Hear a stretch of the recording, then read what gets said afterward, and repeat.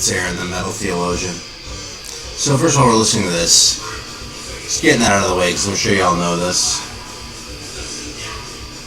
And, yeah, so, I've been talking for a while about doing a video on NWOBHM British Heavy Metal 45s. I did one on the 12 inches a while back, which I listened to the records and thought through and kind of talked about and tried to be intelligent about it. But, I've kind of been wanting to do this for like a month now or something. Kind of haven't gotten around to doing it. In fact, because I played these records a lot when I first got most of them. So I'm just going to say fuck it, do it 5 random records style, because otherwise who the hell knows when we're going to get around to it. Alright, now I'm going to bust out a soda now too, just because, but I'm taking one for the team on this one, because I'm telling you, I got this like a while ago. This is one other one that looks equally kind of sketchy, fucking because I felt like I had to, like it was my duty, but I really don't have any expectations it's going to be good. You see that shit? This is fucking gingerbread soda. It's like some Christmas one. I think the other one's like peppermint or some horse shit like that, so... Yeah, this Orca Beverage Company. If this tastes good, I'm going to consider it a nice surprise, because I'm really kind of dreading this. Fucking, I don't know how many times I've looked at this thing in the fridge and gone, I'd really kind of rather have fucking cream soda than this thing. But here we go, let's give it a shot.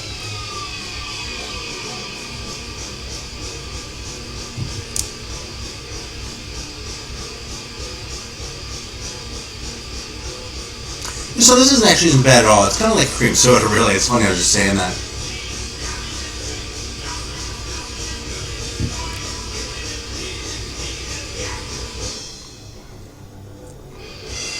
But even though it's not like overbearingly sweet, it's kind of like cream soda with like a little bit of extra caramel flavor in there.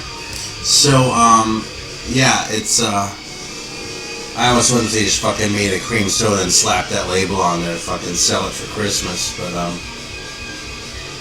well, I'm pleasantly surprised and frankly relieved, because like I said, man, I was kind of scared of fucking gingerbread soda. Some of these Christmas sodas just look fucking nasty, man, but it's my deal, so. Alright, so the records, hang on, the records are over on this side. This thing's backwards, so I can't tell looking at it. It kind of wigs me out, so I'm going to do this, you can tell I'm not cheating. We'll pull some of these bad boys out. Here we go. A lot of these don't have picture sleeves. I actually thought about this when I was watching Steve, the Harmless Rebels last video. I have one grabbed now, so I can't see it yet, but it's picked.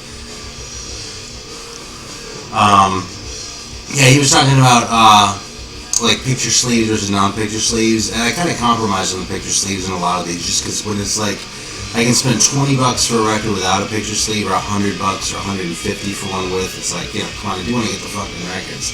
The sleeves are always cooler, and I grab them when I can, but man, sometimes.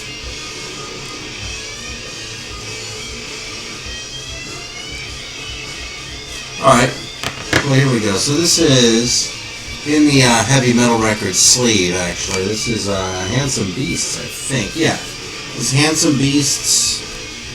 See that? Mark of the Beast and All Riot now. I think this band is pretty well known in the vinyl community, actually, at least among the people who are likely to care.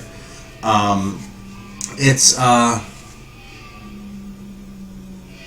fuck, dude, I haven't listened to this in so long. I wasn't much fan, to be honest with you. I didn't think they were bad, but it's just, like, compared to, like, some of the shit in here that I, like, really think is fucking fantastic, it, did make a very deep impression, so...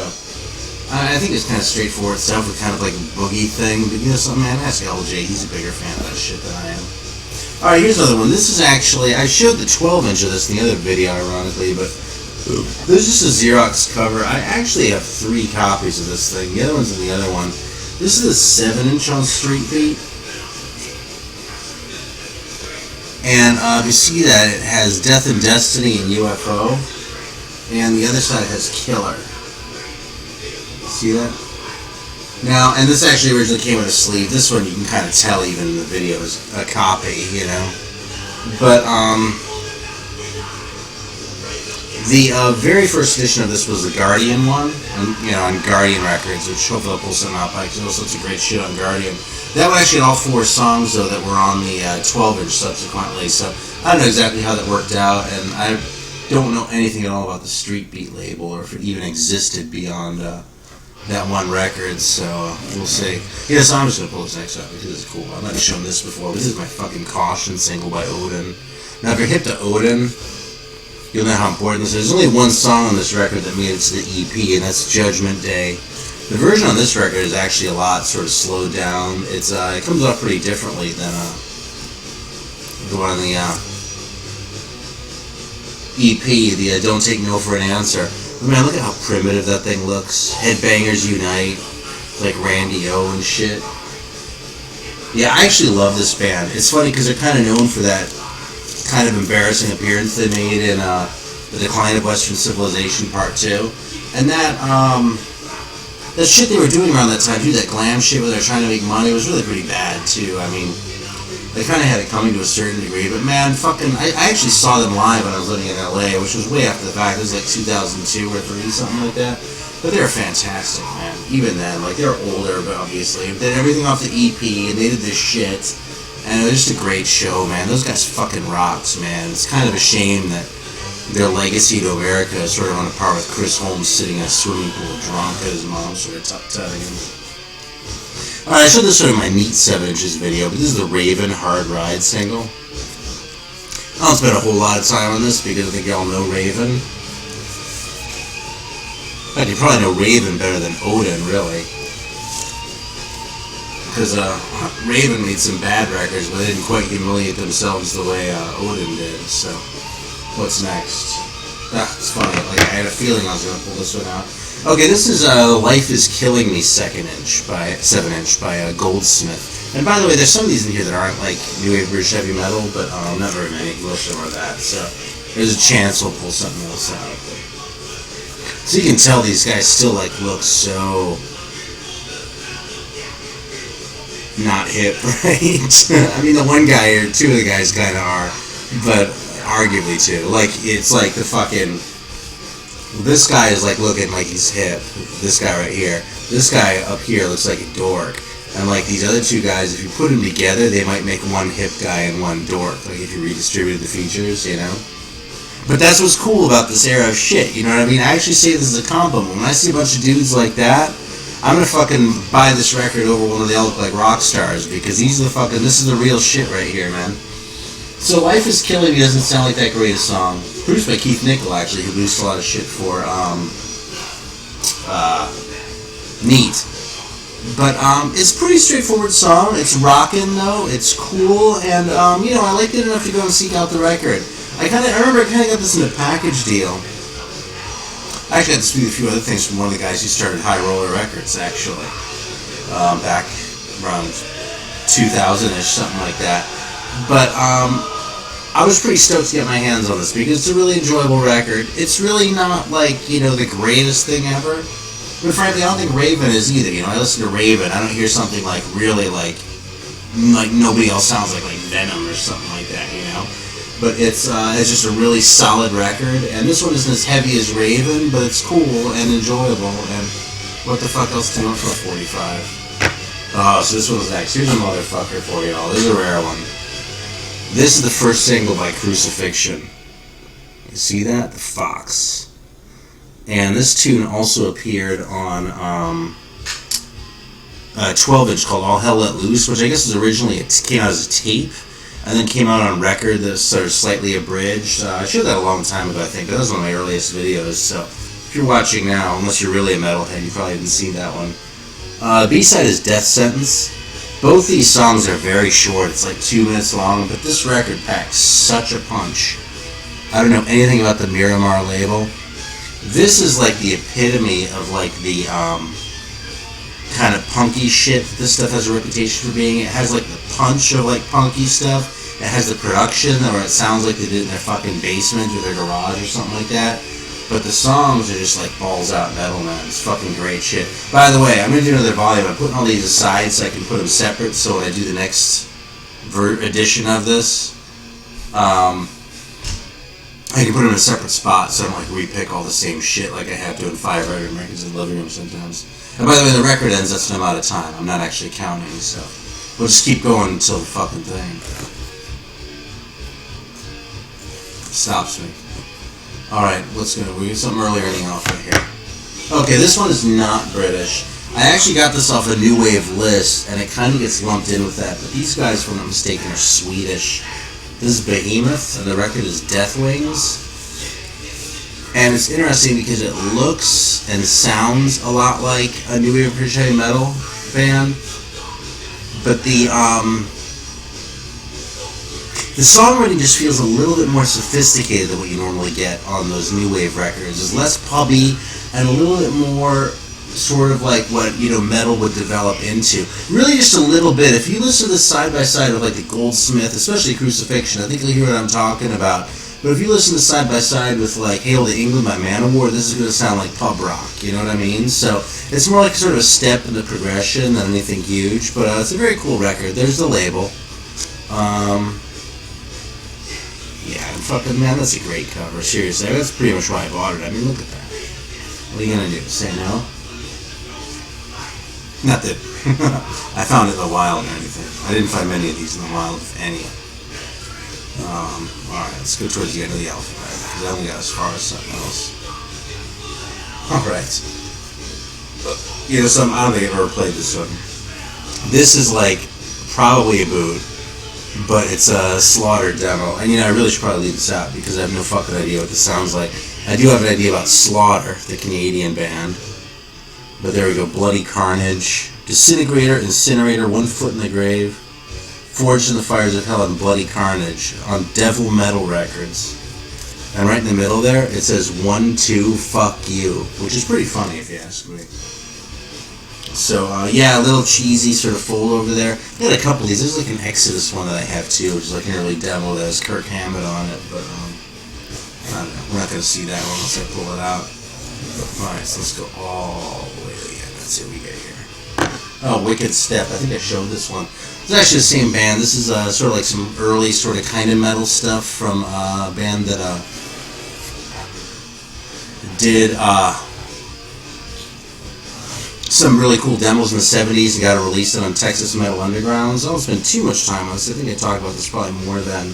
This is kind of towards the glam end of the spectrum, but if you saw my other video where I was talking about glam, it's more like what falls under glam, like sort of on my spectrum. So if you're hoping this is going to sound like Poison or something, stay away, because I wouldn't know it if it sounded like that. But it's a cool record, man. Not the greatest thing ever, but it's very cool, and it's a rare piece, and shit, man. I mean, Jesus, it just looks so amateurish. How can you not want to check that out? I mean, my God. Enticing Woman is the song. Alright, here we go. What's this? Oh, here's another big one. Alright, this is the Hollow Ground EP. And that cover, I might as well tell you, is not an original, because the originals are... It's a very well done copy, but it is an original record, though, on the Guardian label. Yes, it's in nice shape. I compromise on the condition on some of these, but this one... I actually got this one from the High Roller Records dude, too. So anyway, it has 4 songs, which hopefully you all know. If not, fuck, man. Here's the back, just so you've seen that. The Guardian Studios. Yeah, fucking Flying High and Warlord. It's funny how Warlord seemed to be kind of a common song. Then again, I got this right around the same time as I got that Mithra EP. And then Rock On and Don't Chase the Dragon. Now, Rock On and Flying High were both on Rock Snacks also, along with The Holy One and Fight with the Devil. And those are the only original 6 songs, I think. Oh, there's been a boot lately that had a bunch of demo shit on it, too. Yeah, anyway, I'm really happy to have come across this, because this is such a great record. I've listened to it a lot over the years. It's still one of my fucking favorites. You know, one thing about doing a video like this, it kind of makes it easier.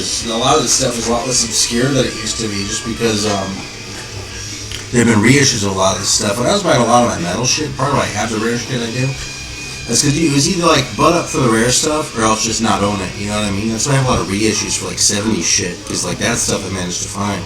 With the metal, it was like there was no choice, you know? Alright, so here we go. What's this one? Alright, this is the first Praying Mantis single. And I'm not a very big Praying Mantis fan. In fact, you can tell the sleeve's so torn up I didn't even put it in her, which I probably should, but I really like the song Praying Mantis. A song in here called High Roller. Wonder who might have borrowed that. For a long time, this was the only thing that I liked. This actually, and I like their version of Captured City, not the one on Metal for Mothers, which kind of sounds like fucking AOR, but the one on the Soundhouse Tapes Part 2, which I think might be in here. Yeah, I don't have it with the sleeve, but that's this one actually. So this is really cool. But that was really about it. Now, with time, I sort of came around on the